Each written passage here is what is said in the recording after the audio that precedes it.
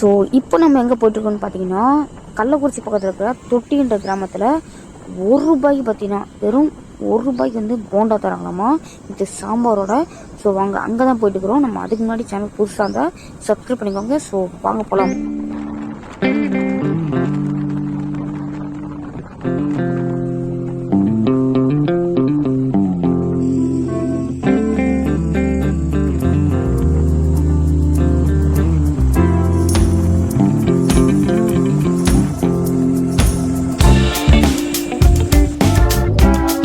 So பார்த்தீங்கன்னா இந்த கடை தாங்க அது. நம்ம லொக்கேஷனை ரீச் பண்ணியாச்சு.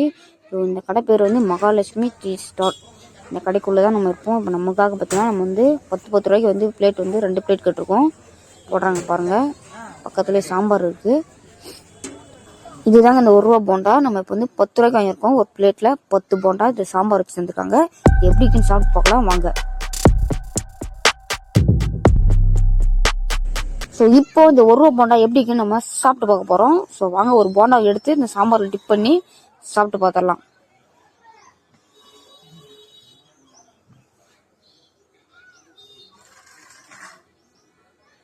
சூப்பராக இருக்குது.